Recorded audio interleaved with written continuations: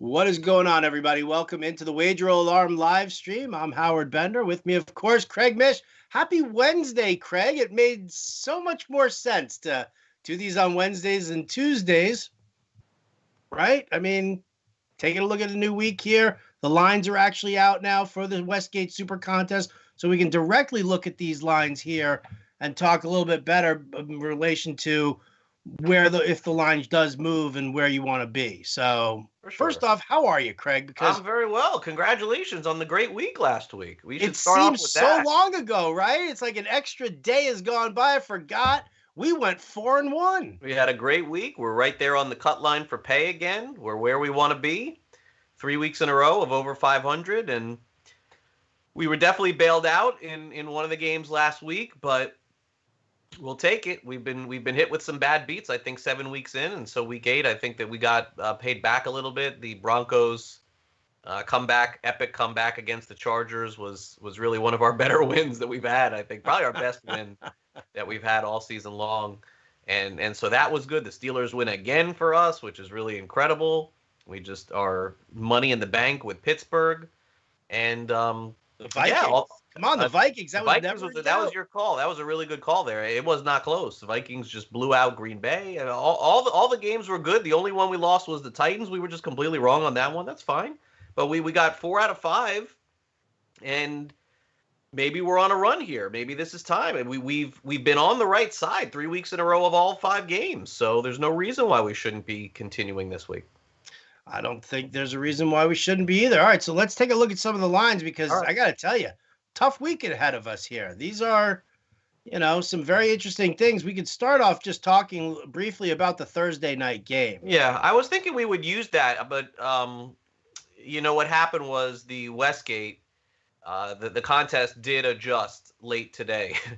The line came out I think about an hour ago, and they did adjust to the all the players being out, and it's even a little bit more inflated than the current line. But they have Green Bay -6.5 at San Francisco, so I don't understand why they're playing this game. It does not really make a lot of sense to me, except for the only thing I can think of is that this is the first time we're approaching a Thursday game, and it's CBS and it's national TV. I hate to think that way, but that's the only thing that I could think of, because beyond that, why not just play this game Sunday, man? Or Monday or even Tuesday of next week, and I guess there's just no choice for some reason. It just is not adding up for me on this one. But they did fly out, and it looks like the game is going to get played. Until it actually gets played, though, I'll be skeptical. Yeah, well, me too. I mean, listen, I was sitting there, taking a look at it, and it was, Kendrick Bourne, and they closed down the 49ers practice facility. And then all of a sudden it was like, boom, Trent Williams, Brandon Ayuk, they're out now. And it makes it Debo. Yeah. well, Debo was banged up anyway, but now he's on the COVID list. So Yeah. you add to that. It's Aaron Rodgers versus Aaron Rodgers and Devontae Adams are really the only names that you're going to look at there as, fun to watch. And still, I would still take that on Monday night over Jets Patriots, right? I make it a double header.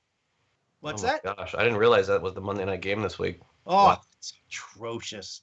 So yeah, we'll probably pass Thursday. It just the thing with the contest is, in a normal year, 1 out of like 15 or 16 weeks we'll roll a Thursday game out. For Thanksgiving, I think we've done it a couple of years in a row. We'll probably do it again this year. But you're taking such a big risk with COVID.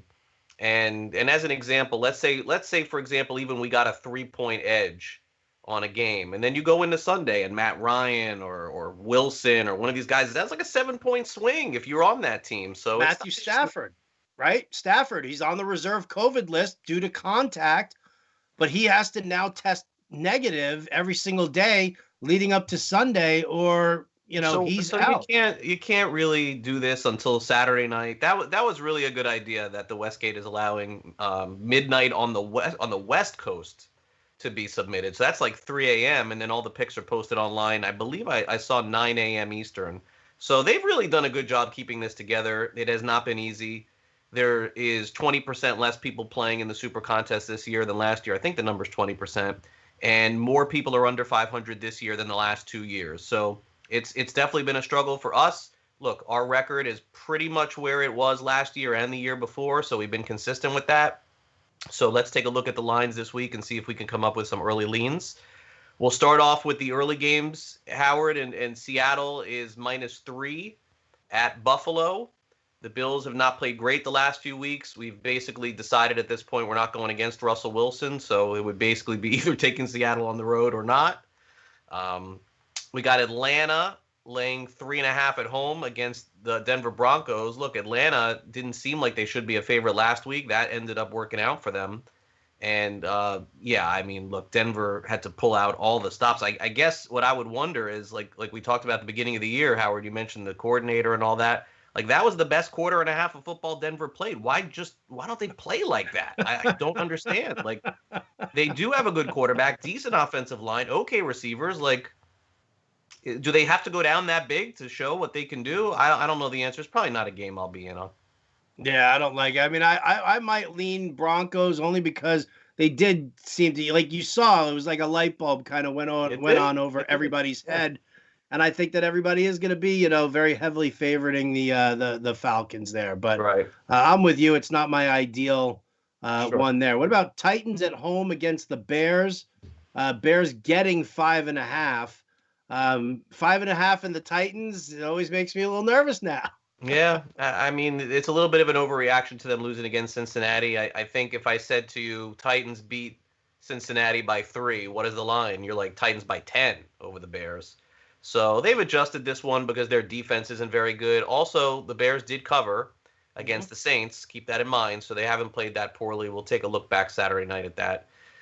You mentioned Stafford, so Vikings Lions at this point, I don't know, is really worth even talking about too much. You know what I kind of am doing now, based on the ATS record. There are two things that are hitting a lot this year, and I don't know if it's a trend or if it's just luck.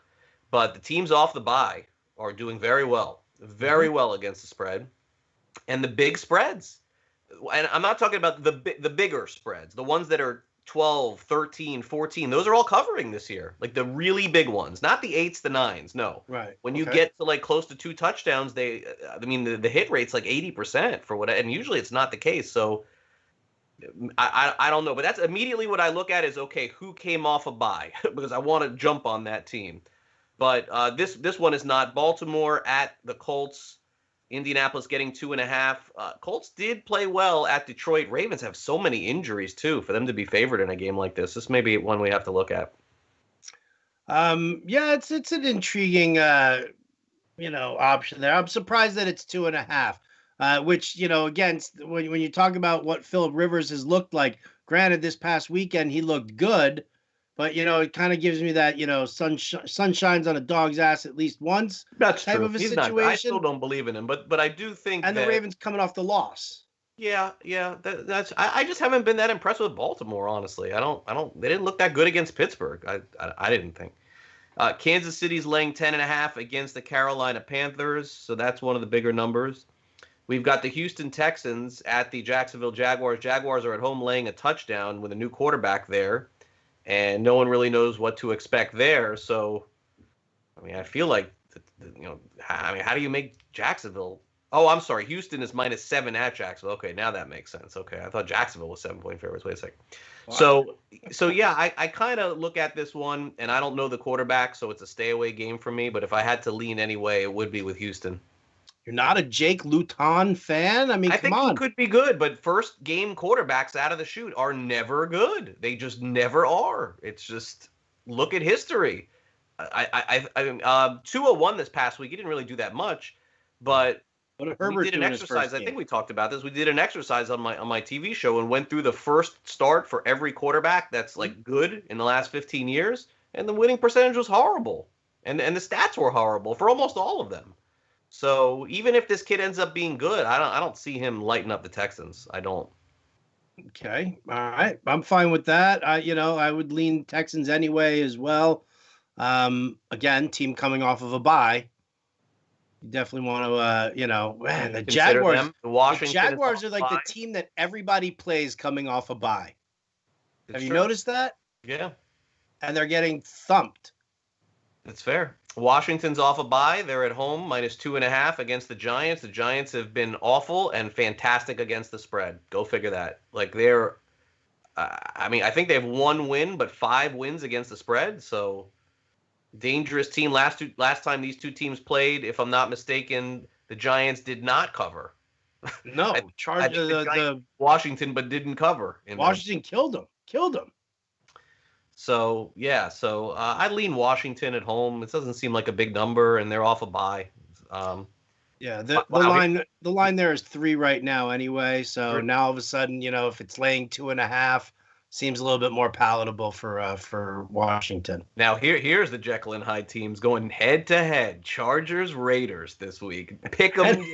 It's a you know why it's pick 'em? Because you can't pick 'em. that is why. This is a guess. Who do you like there? Wait, no. Go ahead. Ask me who's going to win the game. I got it here. Heads, Chargers, tails, Raiders. That would be heads. Chargers it is. Chargers it is. We're taking the home team. Taking the Chargers at home. Wow. That's some line, right? Like, so wait, hold on a second here. The Chargers were -3.5 at Denver, and they're pick 'em at home against the Raiders? What? Do they even know what they're doing with the Chargers on these lines? How did that happen? I think the Chargers are in everybody's head. They're in everybody's psyche on this one here. Think about that.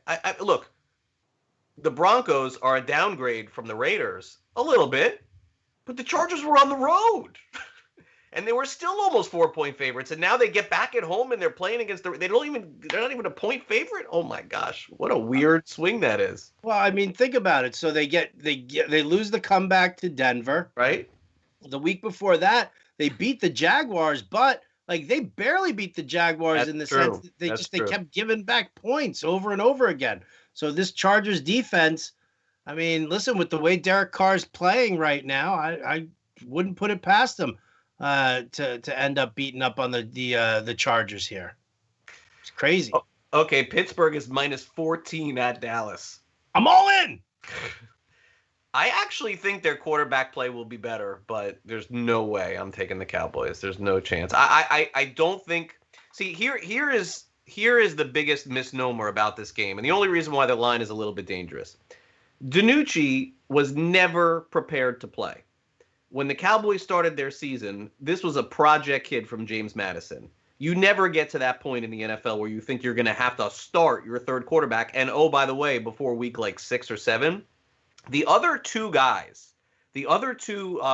that they're bringing in, both have played in NFL preseason games. And because you did so much AAF nonsense, that Gilbert played a little bit in the AAF.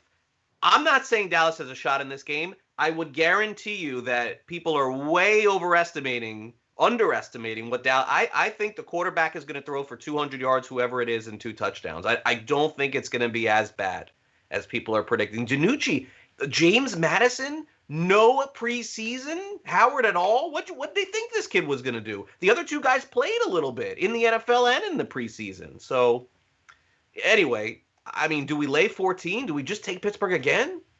I'm really hard pressed to think why we wouldn't take Pittsburgh again and lay the 14. You just said teams with the bigger spreads are covering more. Yeah, they are covering. The Steelers are oh so good to us, and we know that there's still a tax for people who like to play. To grab the giant, the Cowboys. I don't know if there's a tax anymore, though. At this point, I don't think there is. I think everybody knows, but it's a game to circle. Let's keep an eye on that. Cardinals, Dolphins.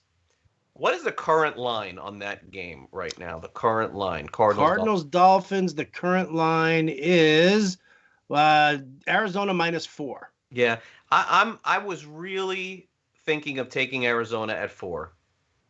That's one of the games that I did like going into the week. I think, look, the Dolphins defense is playing great, and that's the only thing that's stopping me from saying right now that's my favorite game of the week.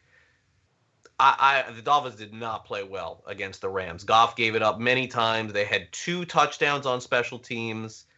Cardinals are off a bye. I mean, I still like them. I would just wish we could get that 4. If it was 4, that would be like just circle that one for me, and that would be it. Well, we can't. So The question is how much is that 1 point worth to you? That would you It's not. say It's no? probably going to be on my list of five. I think it'll be on my list of five.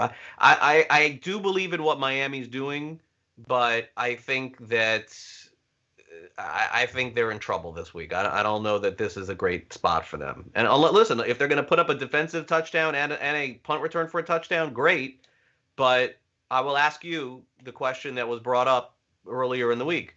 The Dolphins had a punt return for a touchdown this year. So put the Dolphins in with the rest of the NFL. How many punt returns, Howard, in total have there been for touchdowns in the NFL this season? Just the one. Just the one. Just the one. Odds of that happening again are slim. So it's very slim. So I do like the Cardinals a little bit, -5. Tampa Bay, New Orleans. I mean, I hate to go back to a favorite here too, but this is where I think I like Tampa Bay in this one as well. I hate laying points, but I don't like what I've seen from the Saints. And that was just look. I don't know what it is about the Giants, but Brady just does not play well there. Like I mean, it's just going on forever. Or playing against the Giants, they just seem to have success against him. It's a completely different scene. I get that, but I think the Bucs may roll New Orleans, man. Like, aren't these the same two teams that played earlier in the season? Like, right? This is the same deal. Like, well, I mean, they're are they the same though, Craig? I mean, I don't remember. Did Chris Godwin miss that first game? Did the Buccaneers have Antonio Brown as a weapon? Yeah. I don't know that I don't know that I could take the Saints here. They just haven't. They didn't play well against Carolina. They didn't play well against the Bears. I'm not feeling that yet. But listen, I hate to be on two favorites this early in the week, so definitely have to find some underdogs. Monday night is not one that we will take. The Jets +7 against the Patriots. Monday night dogs have not been friendly this year. Finally got one with the Giants covering on Monday. Of course, we've talked about this. The Monday night dog is going to cover more often than not. This is actually maybe the one team that could, like this is the one team that could cover a line, but I'll probably say no on it. Yeah, you can't make me do it. I won't take the Jets with the points. I won't. Yeah, I won't, because I think that this 7-point differential here is more of an exaggeration over what the Patriots have, what's been going on with them the last couple of weeks. Let's not forget, this is Belichick versus Gase, and I'm sorry, but Cam Newton versus the Jets. I mean, the Jets are I thought Cam Newton up until the very last play of the game looked good. I think I really did. He's getting too hard of a time. He carried that team. They have no weapons whatsoever. I thought he played well. He fumbled at the end, and everyone remembers that. But I watched the game very closely. I thought he played well. So, okay, so let's go back and look at it here again. You're right. We don't really have any strong leans going into Sunday. This is a tough week. This stuff is not pretty. We certainly are not taking 5 favorites. There's no chance of that. No. And for those of you who are doing this out there and you're picking games, if you're picking 5 favorites, you're never winning. It's just I mean, underdogs are gonna. If you pick underdogs more often than not throughout the season, you're gonna come out ahead of 50%. It's just it's and so we always try to pick at least 2 dogs, if not 3, at least 2. I'll tell you right off the bat here, if Matt Stafford plays, and we should hopefully know by Saturday when we have to put our picks in, then I'm going back to Detroit with the points. Okay, I like that.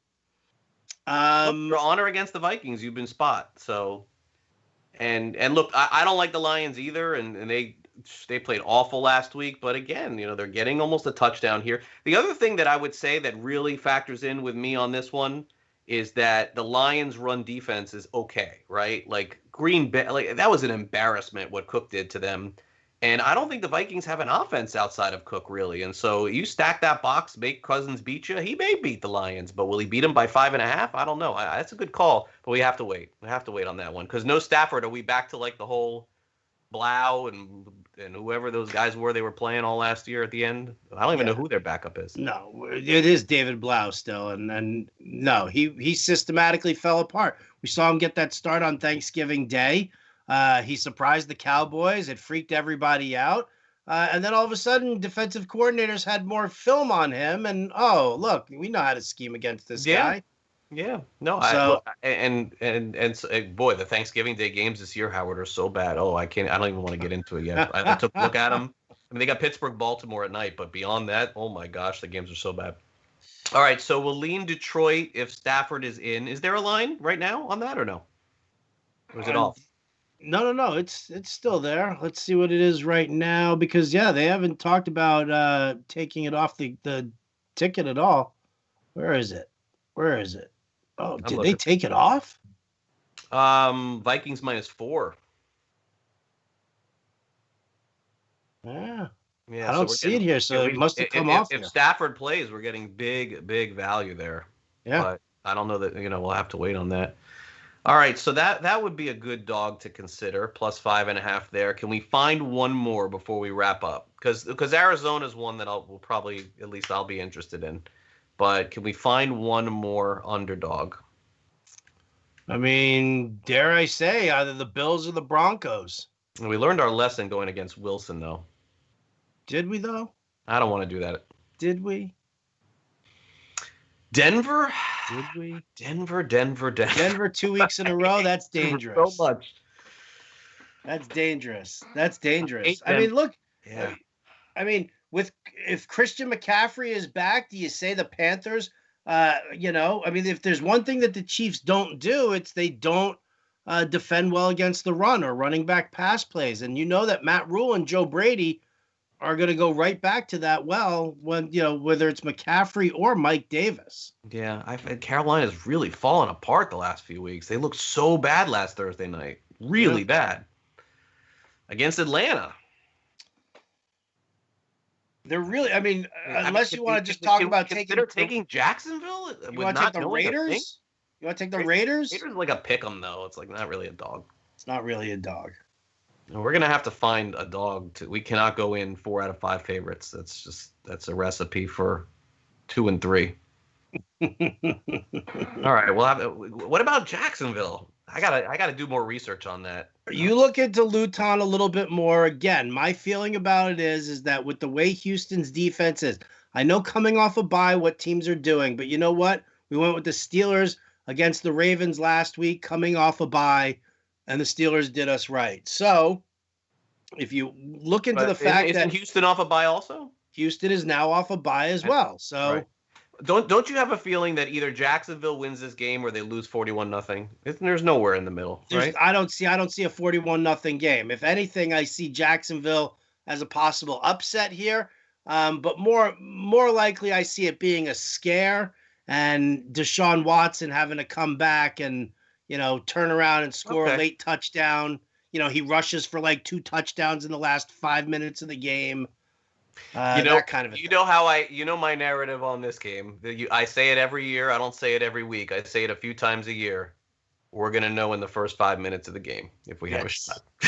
We're gonna know right away. Yes, we will. This guy looks like Brady. We got a shot. If he looks like DiNucci, we got no shot.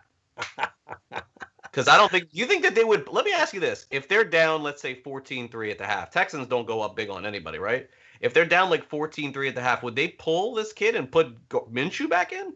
Well, Minshew's hurt. He's dealing with the thumb issue, so he's not even going to be able to play. Oh, really? So it would have to be Mike Glennon. Ooh, no. Exactly. So they're gonna just ride with this guy, huh? Let this kid play. Let's see what the line is. Let's see what I'll tell you what. If the line is still 7 come Saturday night, I'll be interested. If it goes higher, it means we're off somewhere. I think it means we're off somewhere. So I think we would pass at that point. That is fair enough. I am absolutely good with that. Right now, I'm looking at the line and it's down at 6.5. Yeah, I'd feel better about it going the other way. But if it got too high, I feel like our analysis must be off a little bit. But 7 feels about right. But it's like I read the lines more than I do the teams, as always. And so this line it tells me that they don't know what this guy is, but they got to protect themselves because if they only made Houston a 3-point favorite, the world would take Houston because not knowing what this quarterback is going to look like. But look, it worked out for Tua last week. Tua was 2.5-point underdog, 3-point underdog, whatever it was, and and they won outright. But Tua did not Yeah, look but that was fantastic. the Miami defense. That Defense was wasn't Tua. Yeah, defense and punt returning was fantastic. Tua made some okay throws. He looked all right, but I don't know. Going to Arizona here, that's a different animal, I think. And I don't even love Arizona, but I think it's a good spot for them. Yeah. Yeah. All right. Well, we're going to dive deeper into this. You guys can catch Craig, Mish, and I on Sports Grid on Friday when we take another look at what we're leaning towards here. And then Saturday, right back here on the Wager Alarm live stream, Craig and I will make those final picks before Craig makes us. Yeah, I might have to take it. I might have to pull the card of, yeah, I took the Broncos for you last week. You got to take those Jags for me this week. If you listen, I'm never listen. If you as you know, when you have a last week Minnesota was like your pick, I'm like, all right, I'm in. Whatever you feel strongest about, I'm not gonna question it because odds are your biggest pick of the week is gonna win. Given the fact that we've done this 3 years in a row and we're over 500 3 years in a row, odds are if you have one pick that you really like a lot, we're probably gonna win it. And I would say the same thing about me. Usually, if there's one pick on the board that I like more than the others and I'm throwing it out there this early in the week with a strong lean, we got a better than 50-50 shot, I think, at it. And I know that there are people out there that would say that they, when they do that, they win 80% or 70%. No one in the world is doing that. It's just so silly to even hear that kind of stuff. But I think we're better than 50-50 on picks we really like. And our results show over the last 3 years. We're 55, 60%. Well, not 60, but 55% with the picks the last 3 years. So I'm ready to roll it out again. If people bet our picks for the last 3 years in a row, just go back and look at every single ticket that we've given out. You've made money doing this. That's the best you can ask for. All right. So there you go. Catch us Friday on Sports Grid. Back here, Wager Alarm on Saturday night. That's going to do it for us here today. Big thanks to John and Pemba, our producer. For Craig Mish, I'm Howard Bender. This has been the Wager Alarm live stream. Catch you next time.